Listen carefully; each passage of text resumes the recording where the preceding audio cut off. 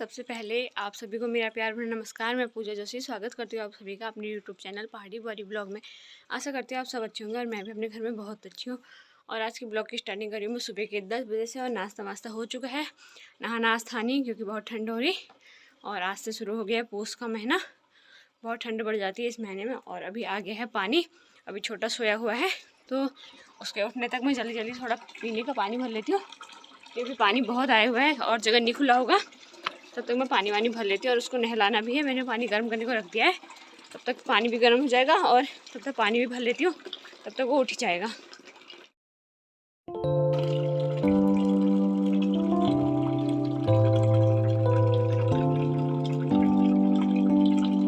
तो मैं पीने के लिए पानी भर के आ चुकी हूँ और अभी मैंने लगा दिया था पानी ड्रम में और अभी मैं ले आई हूँ छोटे को। अब इसको नहला लेती हूँ।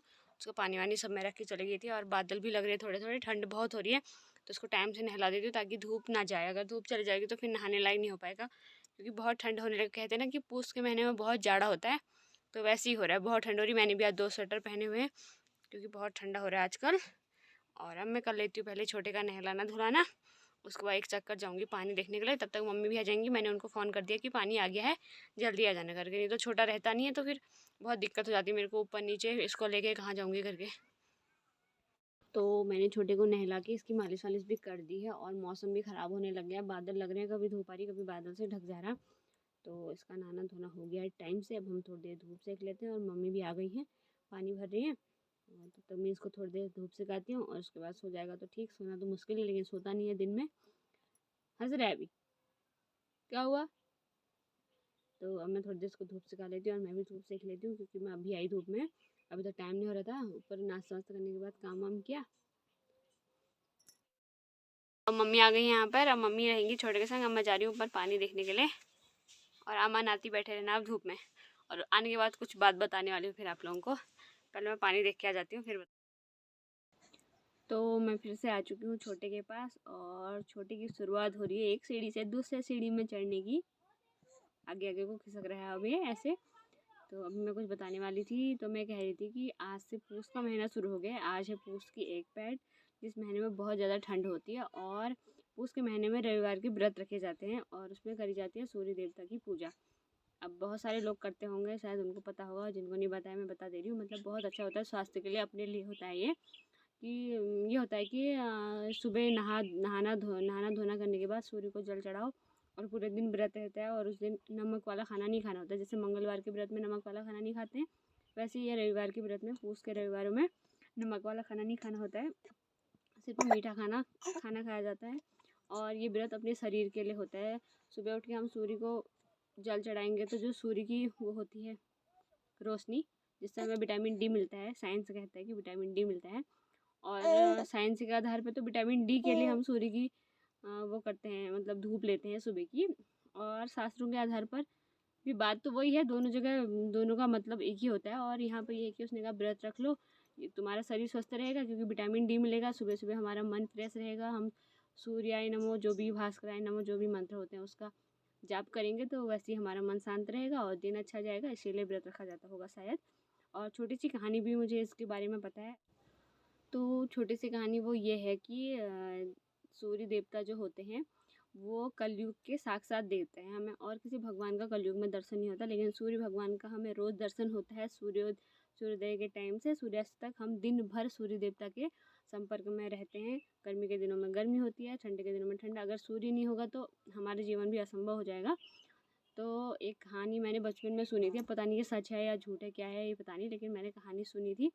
तो जब सूर्य देवता के जो घोड़े होते हैं, वो सूर्य देवता का जो वाहन है घोड़े, तो वो जल पीने के लिए समुद्र पर आते हैं। और अब जल पीने के लिए उनको टाइम लगेगा, वो रुकेंगे वहाँ पर। तो तब तक में सूर्यदेव रुक नहीं सकते हैं ना, क्योंकि वो तो चलते रहते हैं। सूर्य भगवान नहीं चलते हैं, वैसे तो पृथ्वी चलती है, लेकिन बहुत सारे लोग ऐसा भी सोचेंगे, उसने कहा यार घूमती तो पृथ्वी अपनी धुरी पे है, सूर्य भगवान थोड़ी घूमते हैं। लेकिन जिस आधार पे कहानी है वो मैं तुम्हें बता रही हूँ।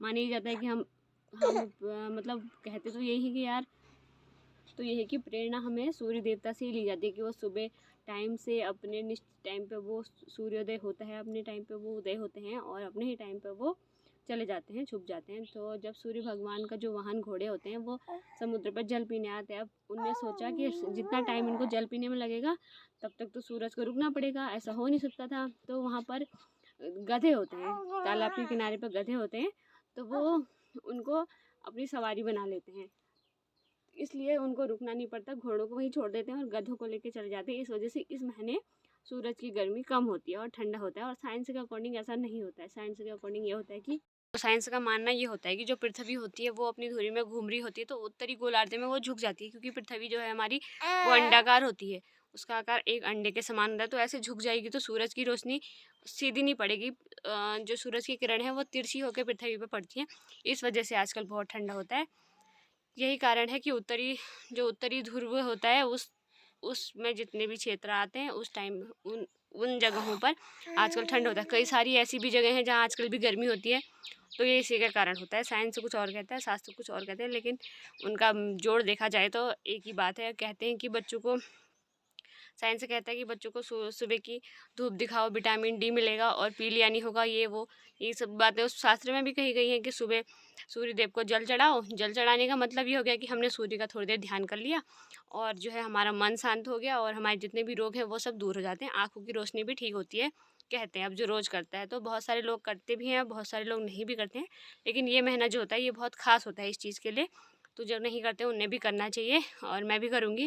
पिछले साल भी मैं करती थी, करा मैंने जब मैं हल्दी छोड़ थी, तो वहाँ भी मैंने करा था।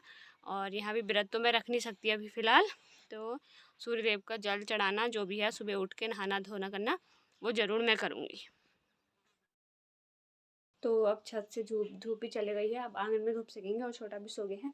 अब उसको सुला देती हूँ और खाने का देखते हैं। पापा तो घर पे है नहीं, तो अब सुला के देखती हूँ कुछ खाने का क्या करेंगे। तो हमारा दिन का खाना वाना हो चुका है और धूप भी जाने वाली है। अब 2 बज गए हैं और इतनी सी धूप बची है और अब मैं अब कपड़े उठा लेती हूँ, क्योंकि कपड़े भी ठंडे हो जाते हैं। और अभी मम्मी गई हुई है रोड में, क्योंकि हल्द्वानी से कुछ सामान भेज रखा है बहू के पापा ने, तो वो लेने के लिए गई है। और मैं दिखाऊंगी अभी क्या भेज रखा है उन लोगों ने। और छोटा भी झोले में खेल लग रखा है यहाँ पे।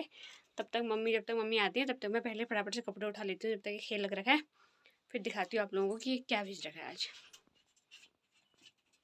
तो यहाँ पर मम्मी लेके आ गई है सामान। एक तो यह है जो मैंने पहन लिया है, कान वाला हुड। कैसा लग रहा है कमेंट करके बताना। ऑनलाइन मंगाया था मैंने 400 रुपये का। और अब देखते हैं थैली में क्या है।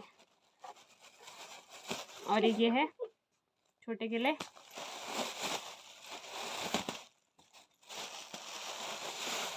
महंगे तो में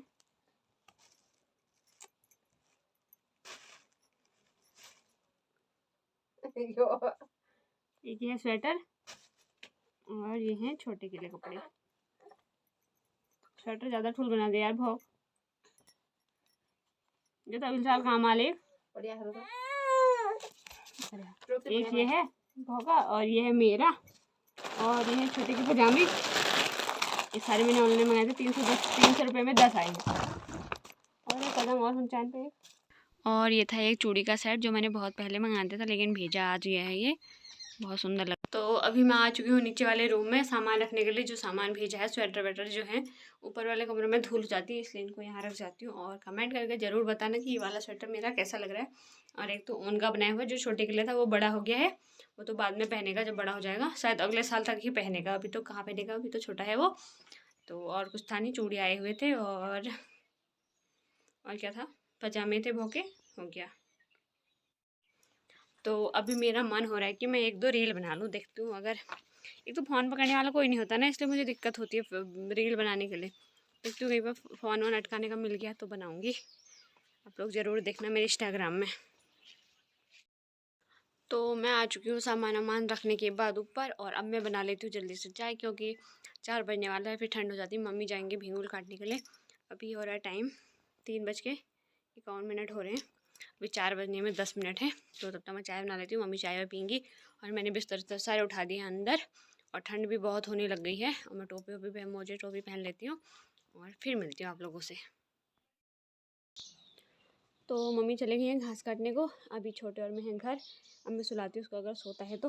और इसने पहनी है नई टोपी और मैंने पहना है नया हुड, जिसके पापा ने भेजा हुआ था अभी थोड़ी देर पहले। मिलती हूँ थोड़ी देर बाद इसको सुलाने के बाद।